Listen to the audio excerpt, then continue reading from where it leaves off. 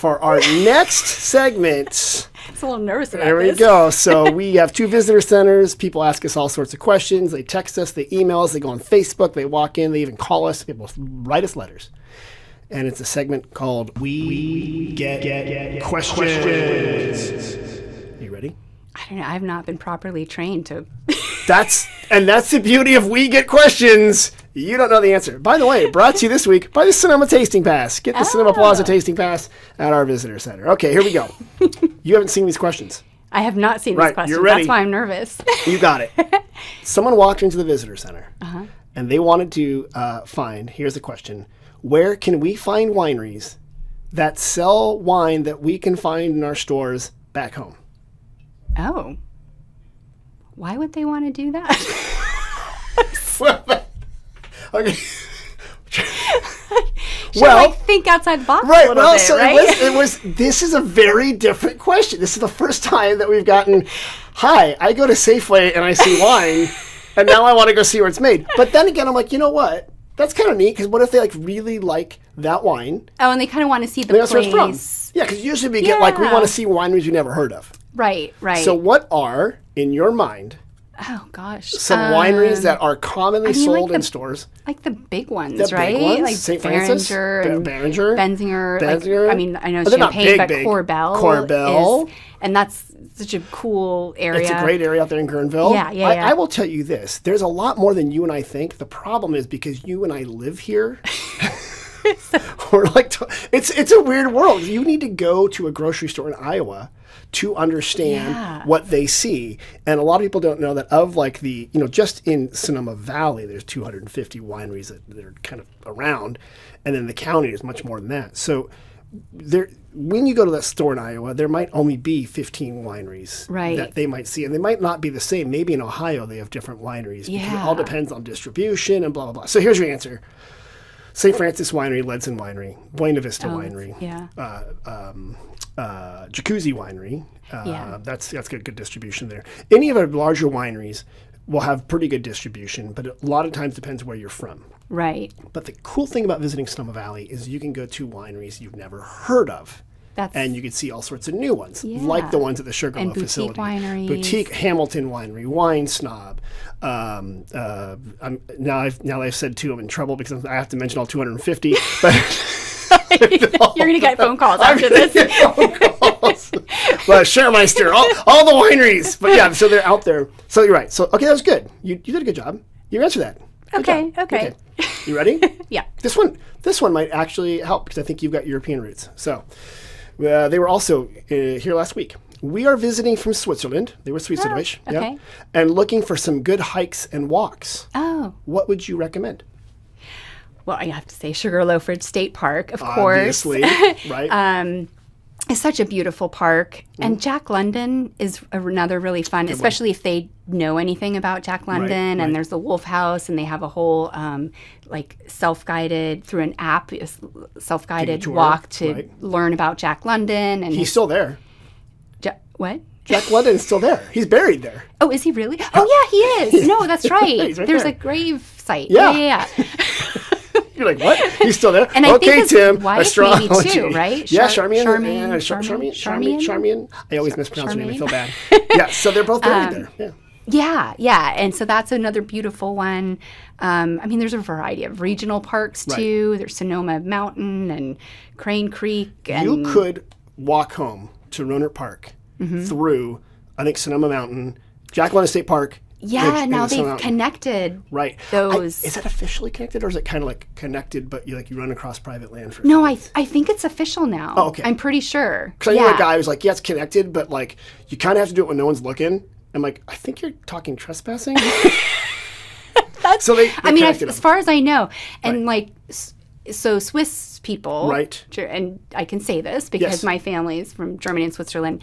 They will do multi-day hikes where I have a half sister actually that lives in Switzerland, and she did a trip, where they hike from one kind of boutique hotel to the next. Right. Yeah. And so my husband and I thought, well, could we do that? Hike over Sonoma Mountain through Glen Ellen and then stay in Glen Ellen for a night and then hike back. Yes. That'd be super fun. There is the Bay Area Ridge Trail. and they're trying to build it it would do part of that. It would go from Sugarloaf, cross over, and go over. And I knew a guy who was trying to do a walk from Napa to Santa Rosa. He did that, but he trespassed a little bit. But but no, you're right. You can absolutely do it.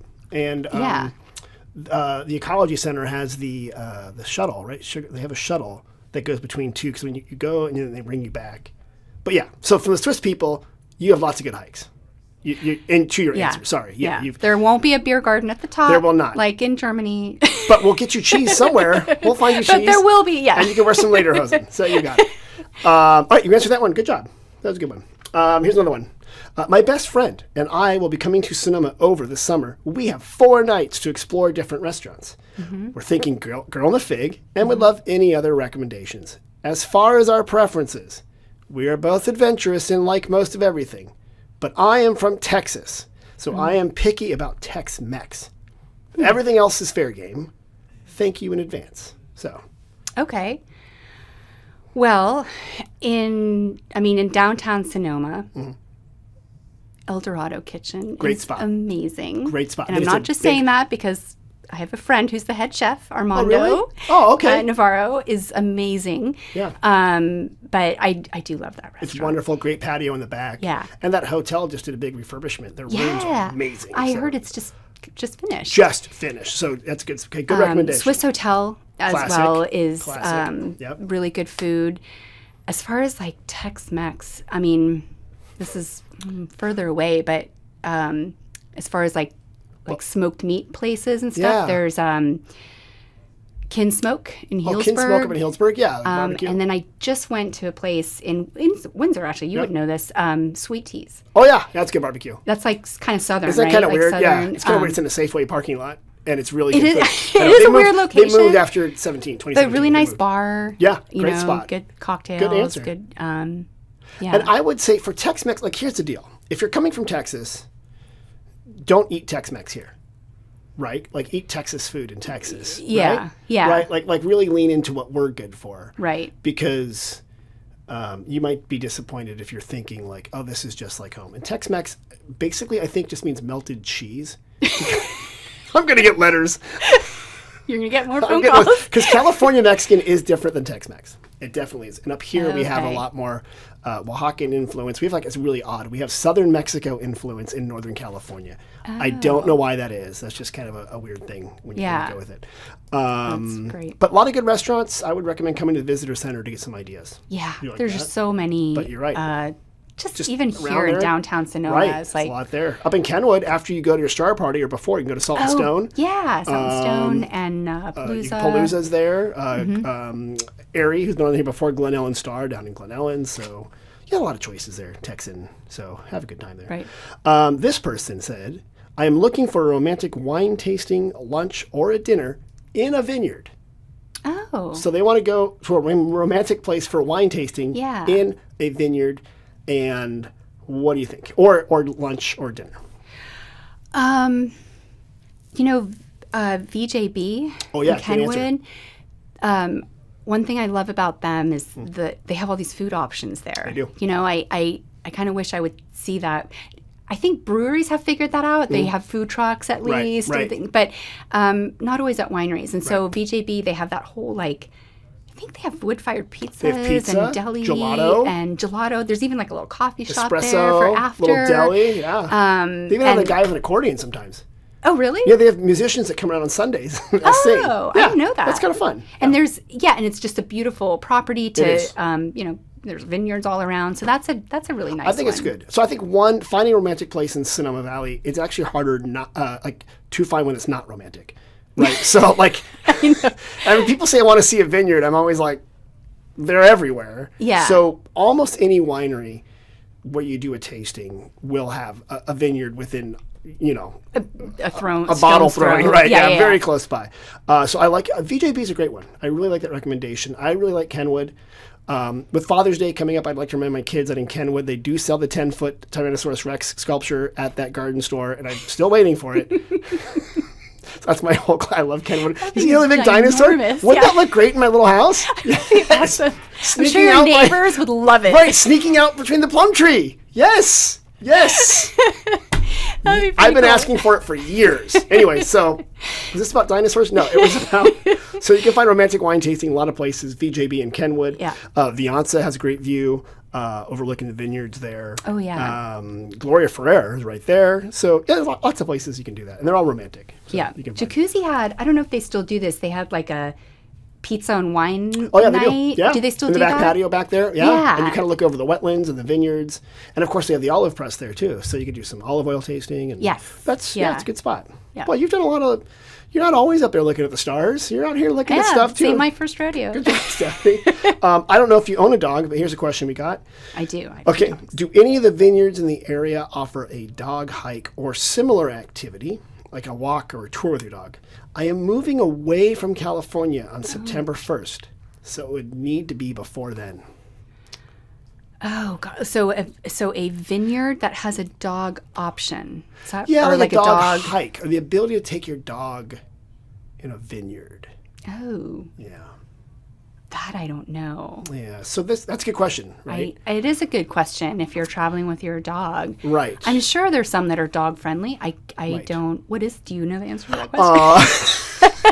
Ask the visitors. Yeah. Right. No. So some wineries will do it. Like Kunde famously has a dog hike that they take people on. Oh, fun. But that, sometimes that fills up and stuff like that. Sometimes you can ask a winery if you can bring your dog, and the whole joke is well-behaved dogs and kids are welcome, but as long as they're both on a leash. Sometimes wineries don't want you taking your dog through a vineyard because sometimes dogs eat grapes. I would imagine that would be kind of frowned on. Right. Yeah. So, and you kind of want to make sure your dog's not doing stuff out in the vines. So I would ask, but there are plenty of places to take your dog out into open space, like some of the regional parks. You can take your dog on a leash, on I think a walk. there's a dog park in Sonoma Valley, Sonoma right? Valley Regional Park, absolutely. Okay, So it's yeah. right there. But yeah, I always say watch our website because those events do pop up. They're kind of random, and someone's like, "Hey, let's do a dog hike," and they do it. Oh, fun. Is your dog well behaved? No. Yeah, mine's terrible. No, I could not. And then my wife goes, "Well, really, that's a reflection on us." And I'm like, "Well, okay, doesn't mean he's not. He's still terrible, and we're terrible dog owners, but he's still terrible." I don't. I don't trust people with well-behaved dogs. Because I think they're psychotic. I'm serious. Because like, what are they doing to that dog? right? And like, why do you have so much time to teach your dog to sit? Because right. So, yeah, I don't trust those people. But maybe their dogs are their things, and that's what's there.